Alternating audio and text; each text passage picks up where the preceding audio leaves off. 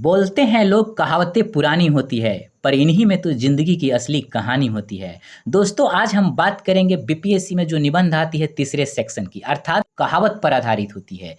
तो यदि आपको लगता है कि लोकोक्ति अर्थात कहावत पर आधारित निबंध लिखना बेहद ही मुश्किल है या आपके पास उससे रिलेटेड जानकारी बहुत कम है, तो आज के बाद यह चिंता करना ना आप बिल्कुल छोड़ दीजिए।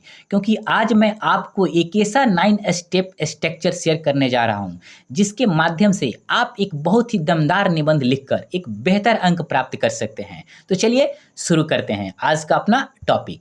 देखिए, 9 स्टेप स्ट्रक्चर मतलब 9 स्टेप यूनिवर्सल स्ट्रक्चर। देखिए, इससे ना आप किसी भी कहावत पर, चाहे कोई भी ऐसा कहावत हो, उस पर ना यह लागू होगा। और इतने स्ट्रक्चर के माध्यम से मतलब आपको मैं जैसे बताऊंगा, यदि आपने लिख दिया मतलब अपनी बातों को भी इधर से उधर घुमाकर, देखिए शब्दों से ना खेलने आना चाहिए आपको। और आप यदि इनके माध्यम से मतलब इन स्ट्रक्चर का उपयोग करके टोटल बातों को मतलब आपने लिख दिया, तो आप यकीन मानिए आपको बेहतर अंक मिलेंगे। तो चलिए शुरू करते हैं। सबसे पहले पहला स्टेप, देखिए पहला स्टेप में क्या आता है। या तो आप कोई मतलब किसी भी प्रश्न का आप आंसर लिखिए, चाहे किसी भी चीज़ को लिखिए, सबसे पहले ना भूमिका बताना बेहद ज़रूरी होता है। आप बखूबी जानते हैं इस बात को। तो देखिए, भूमिका आपकी कैसी होनी चाहिए। देखिए, भूमिका हमेशा ना मतलब जो शुरुआत आपका होना चाहिए, पूरी तरीके से किसी भावनात्मक मतलब पोएम से करें, या कोई छोटी मतलब क्या बोलते हैं ऐसी घटना से करें जो आपके दिल को छू जाए। और उसके बाद ना आप उस घटना को ना मतलब उस लोकोक्ति को उससे जोड़िए और बताइए कि यह कहावत ना क्यों ज़रूरी है, मतलब यह कहावत आज भी क्यों ज़िंदा है। इससे क्या होता है, इससे ना आपका भूमिका ना काफ़ी बेहतर बनेगा। और भूमिका यदि आपका आकर्षक होगा ना, तो आपको जो कॉपी चेक करता है ना, वो पहले नज़र में ही आपको भांप जाएगा कि आप एक बेहतर निबंध लिखने जा रहे हैं। कहते हैं ना कि हर शब्द में जज़्बातों की छाया हो, दिल कहे पढ़ते ही वाह क्या बात है। तो यह चीज़ ना जो कॉपी चेक करता है उसके मन में ज़रूर आना चाहिए। तो भूमिका आपका इस तरीके से होना चाहिए। सेकेंड स्टेप देखिए क्या होता है। देखिए, सेकेंड स्टेप में ना उसका शाब्दिक अर्थ बताइए। अब देखिए, शाब्दिक अर्थ से आप समझ गए होंगे कि क्या बताना है। तो देखिए, लोकोक्ति के सीधे अर्थ को ना सरल, स्पष्ट और सहज भाषा में मतलब समझा दें। अर्थात उस कहावत का सीधा मतलब बताइए। जैसे शब्दों का आम भाषा में मतलब क्या अर्थ निकलता है, मतलब उदाहरण देकर बताइए, मतलब उसे सरल बनाने का प्रयास कीजिए। क्यों? क्योंकि यदि कोई भी व्यक्ति उसे ना भी सुना हो, पहली बार भी उस कहावत को सुने, तो उसे समझ में आ जाए कि वह कहावत क्या इशारा कर रहा है, मतलब किस तरफ उसकी मतलब इशारा है। तो आप ना उसके अर्थ को बताकर मतलब इस तरीके की चीज़ों को बता देंगे। से मतलब तीसरा स्टेप देखिए आप क्या करेंगे। तीसरे स्टेप में ना भावार्थ और व्यवहारिक व्याख्या। अब देखिए इसमें आप क्या करेंगे। तो देखिए इसमें चलिए देखिए क्या करेंगे। इसमें आप क्या करेंगे कि इसका व्यवहारिक जीवन में उपयोग कैसे होता है यह बताना है। तात्पर्य इसका है कि यह बताइए कि असल में यह कहावत कब और किस स्थिति में कही जाती है। जैसे किसी झूठ के दिखावे, या जिम्मेदारी से भागने, या घमंड से बोले गए शब्द पर। मतलब इस तरीके के बिंदुओं को ना आप पूरी तरीके से यहाँ बताने का मतलब प्रयास कीजिए। मतलब व्यवहारिक अर्थ को ना यहाँ पूरी तरीके से ओपन कर दीजिए और इसे थोड़ा सा विस्तार से बताइए। अब तीसरा आपका स्टेप जब हो जाएगा, तो फिर चौथा स्टेप पे आइए। चलिए, चौथा स्टेप में आप क्या लिखेंगे, मतलब किस तरीके से आपका पैरा चेंज होना चाहिए। तो देखिए, सांस्कृतिक एवं सामाजिक महत्व, मतलब उस कहावत का सांस्कृतिक और सामाजिक महत्व क्या है। तो देखिए यह आप लिखेंगे कि यह लोकोक्ति बिहार जैसे राज्यों के सामाजिक अनुभव और संस्कृति से कैसी जुड़ी हुई है। मतलब इसको आपको बताना है। मतलब दूसरे संदर्भ शब्दों में यदि मैं आपको बताऊं कि बताइए कि यह कहावत हमारे समाज में कैसे बनी और क्यों इतनी प्रचलित है। कई कहावतों को आप देखेंगे कि जो हमारे बुजुर्ग लोग थे उनके अनुभवों से निकलती है, जो आप देखेंगे पीढ़ी दर पीढ़ी चलती आ रही है, और वो लगभग मतलब जब तक इंसान है वो चलता ही रहेगा। मतलब यह जो हिस्सा है ना आपका इस निबंध का, मतलब हमारी सांस्कृतिक विरासत को ना एक प्रकार से बेहतर तरीके से उसको दिखाइए। मतलब यह हिस्सा को ना आप सांस्कृतिक विरासत से जो जोड़ने का प्रयास करिए। मतलब इसको पूरा विस्तार से थोड़ा सा बताइए। मतलब निबंध के शब्दों के अनुसार ही, जैसे 650 से 750 के बीच में आपका निबंध रहना चाहिए। तो आप यह अंदाजा कर लेंगे कि किस स्ट्रक्चर में कितने शब्द को ना हमें दिखाना है। तो आप बिल्कुल समझ गए कि सांस्कृतिक और सामाजिक महत्व को फोर्थ स्टेप में आपको बताना है। तो चलिए फिफ्थ स्टेप में देखते हैं आपको क्या बताना चाहिए। अब देखिए, सामाजिक और सांस्कृतिक महत्व बताने के बाद समसामयिक के संदर्भ में मतलब समसामयिक परिप्रेक्ष्य में इसको बताने का प्रयास करेंगे। मतलब जो कहावत है ना, आप जो मतलब आप कहावत के बारे में निबंध लिख रहे हैं, उसको आज के समय से जोड़ने का प्रयास करिए। जैसे आज के समय में जैसे राजनीति से उसे जोड़िए, वो कहावत राजनीति में कैसे लागू होती है, शिक्षा में कैसे लागू होती है, सोशल मीडिया से जोड़िए कैसे वो जुड़ती है, आप निजी जीवन से जोड़ने का प्रयास करिए। मतलब जो जो आपको लगता है ना कि कहाँ कहाँ यह जुड़ सकता है, उसको जोड़कर उसको लिखने का प्रयास करिए। मतलब कहाँ तक यह कहावत ना उसके परिप्रेक्ष्य में ना सही है, या मतलब उस कहावत से मतलब उस संदर्भों में वह जुड़ता है। इस चीज़ों को ना आप बताने का प्रयास करिए। यहाँ पे आप इसमें एक चीज़ और जोड़ सकते हैं, जैसे कोई हाल की घटना या कोई ऐसा एग्जाम्पल जोड़ दें। यदि आपको नहीं याद हो रहा है याद आ रहा है तो खुद से आप बना लीजिए वैसी चीज़ें, और इस तरीके की बातों को लिखेंगे तो क्या होगा, जो आपका कॉपी चेक करेगा ना उसे लगेगा कि आप विषय से बिल्कुल जुड़े हुए हैं, है ना।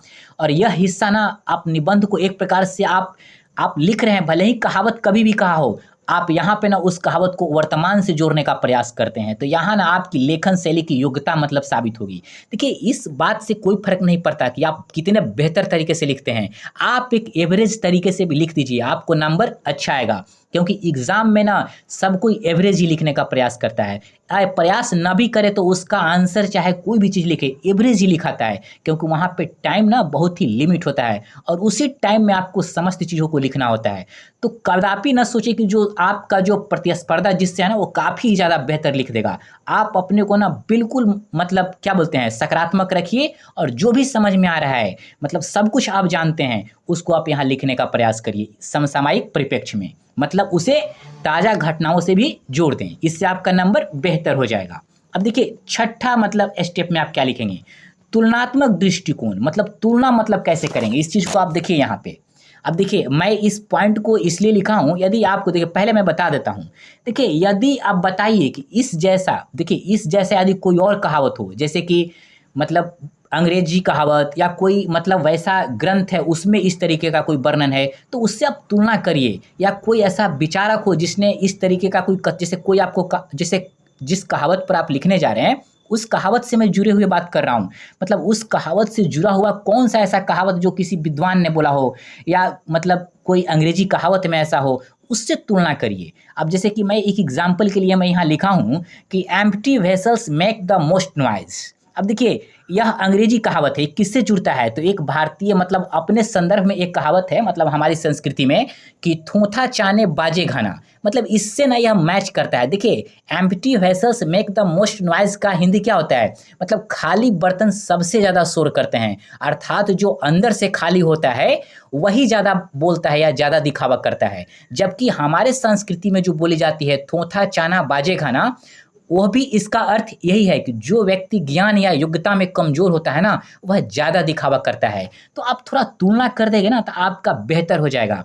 लेकिन यदि आपको नहीं पता चल रहा है कि वैसी कोई संदर्भ में, तो आप अपनी ही संस्कृति का कोई कहावत ना इससे थोड़ा बहुत मैच करता हो उसी से तुलना करिए। नहीं मतलब आपको ढूंढना है कहीं बाहर, यदि आपको नहीं याद आ रहा है तो परेशान होने की कोई ज़रूरत नहीं है। कोई दूसरी कहावत से तुलना कर दीजिए थोड़ा बहुत, और आप ना उसको दिखाने का प्रयास करिए। तब आपका यह भी मतलब जो स्टेप है मतलब एक तरह से क्लियर हो गया। अब हम बात करेंगे अपने 7 स्टेप की, मतलब 7वें मतलब स्टेप में आप क्या बताएंगे आप, तो चलिए देखते हैं 7वें स्टेप में। देखिए, इसमें आप बताएंगे ना कि नैतिक, दार्शनिक और शिक्षण पक्ष। मतलब देखिए, जो कहावत पे आप निबंध लिखने जा रहे हैं उसका नैतिक मतलब संदर्भों में बताइए, दार्शनिक संदर्भ में बताइए, शिक्षण मतलब दृष्टिकोण से उसे बताइए। अर्थात यह लोकोक्ति कौन से नैतिक मूल्य या व्यवहारिक गुण सिखाती है। मतलब दूसरे संदर्भों में अब इस कहावत से हम क्या सीखते हैं, क्या यह हमें ईमानदारी, आत्मनिरीक्षण या विनम्रता की ओर ले जाती है। मतलब आप उससे क्या सीखते हैं। मतलब यह हिस्सा क्या करता है, निबंध में ना गहराई लाने का काम करता है। आपको ना एक प्रकार से यह परीक्षक जो आपको कॉपी चेक करता है ना उसके करीब ले जाने का प्रयास करता है। क्यों, क्योंकि परीक्षक को यही भाग ना सबसे ज़्यादा मतलब भावनात्मक लगता है। मतलब यहाँ अगर आप बेहतर लिखेंगे ना तो टीचर बहुत ज़्यादा प्रभावित होगा, क्योंकि यह संदर्भ ना यह परिप्रेक्ष्य सबको बेहतर लगता है। तो आप इस तरीके से चीज़ों को ना दिखाने का प्रयास करेंगे। आप बिल्कुल समझ चुके होंगे मैं क्या बोलना चाहता हूँ। अब चलिए हम लोग देखते हैं अपने 8वां स्टेप में क्या आप लिखेंगे। अब देखिए 8वां स्टेप आप क्या बताएंगे। अब जिस कहावत पे आप लिख रहे हैं ना उसको छात्र जीवन से जोड़ने का प्रयास करिए, या प्रशासनिक सेवा में उसकी क्या उपयोगिता है, चाहे जिस मतलब दृष्टिकोण से जिस भी तरीके से आपको लगे उसको ना वहाँ पे आप करने का प्रयास करिए। जैसे मैं एक एग्जांपल बताया हूँ, इसे बताइए कि यह कहावत छात्रों, सिविल सेवकों या सामान्य नागरिकों के लिए क्या मार्गदर्शन देती है। दूसरे संदर्भों में आप इसको समझिए, मतलब छात्र इस कहावत को कैसे अपनी पढ़ाई, तैयारी या व्यवहार में लागू कर सकते हैं, यह बताइए। एक सिविल सेवक या प्रशासनिक अधिकारी कैसे इससे प्रेरणा ले, जैसे पारदर्शिता की, जिम्मेदारी की, सेवा भावना की। इस संदर्भों से ना इस कहावत को जोड़ने का प्रयास करिए और आप इसको लिखने का प्रयास करिए। मतलब प्रशासनिक दृष्टिकोण से क्या होगा, उत्तरदायित्व, पारदर्शिता, आत्म अवलोकन। मतलब यह कहावत ना क्या प्रेरणा देती है आपके जीवन के लिए, छात्र जीवन के लिए, प्रशासनिक सेवा के लिए, चाहे किसी भी तरीके के लिए, आप उसको ना यहाँ दिखाने का प्रयास करिए। जब 8 स्टेप हो जाएगा तो आपका निबंध ना लगभग पूरा हो गया। अब लास्ट में 9वां स्टेप में ना आप निष्कर्ष लिख देने का प्रयास करेंगे। तो देखिए निष्कर्ष कैसा होना चाहिए, देखिए निष्कर्ष हमेशा ना एक प्रभावशाली होना चाहिए। मतलब निष्कर्ष क्या करता है, यह निबंध को ना खूबसूरत बनाता है। मतलब एक लिफाफा में जब पहले मतलब एक लिफाफा में आप जब किसी को गिफ्ट देते हैं ना तो उसमें कुछ पैसे डालते होंगे, जब शादी ब्याह में जाते हैं तो लिफाफा क्या करता है, मतलब उस पैसे को ना बहुत खूबसूरती से ना बंद कर देता है। तो आप जब इस निष्कर्ष को भी ना बहुत खूबसूरती से ना मतलब अपनी मतलब क्या बोलते हैं लेखन शैली के मतलब लिफाफे में ना उसे बंद कर देंगे, और जब टीचर को ना काफ़ी बेहतर लगेगा और परीक्षक के मन पर क्या होगा, एक बेहतर प्रभाव पड़ेगा। जैसे एक लाइन सुनिए, जो शुरू अच्छा हो और अंत में दिल में उतर जाए वही निबंध ना काफ़ी ज़्यादा बेहतर होता है। तो आप बिल्कुल समझ चुके होंगे 9 मतलब जितने भी मैंने स्टेप बताया है, और काफ़ी शॉर्ट में मैंने इसलिए बताया है कि आपके पास टाइम बेहद कम है, मैंने ज़्यादा वक्त लेने का प्रयास नहीं किया है। दोस्तों इसी 9 स्टेप यूनिवर्सल स्ट्रक्चर को मैंने एक शॉर्ट बॉक्स में बता दिया है कि आपको यदि वो ना भी पढ़ पाएँ तो इस बॉक्स को याद करके ना आप समझ सकते हैं। जैसे देखिए बॉक्स में हमने वही जो हमने ऊपर बताया था कि भावनात्मक भूमिका, शाब्दिक अर्थ, भावार्थ, व्यवहारिक उपयोग, सांस्कृतिक सामाजिक महत्व, मतलब आप पढ़ लीजिएगा। देखिए 5वां में सामाजिक संदर्भ, 6ठा में तुलनात्मक दृष्टिकोण, 7वां नैतिक दार्शनिक संदेश, 8वां छात्र प्रशासनिक उपयोगिता, 9वां निष्कर्ष। मैंने उसी को ना यहाँ पे ना आपके लिए बॉक्स में बना दिया था कि आपके लिए ना बेहतर होगा।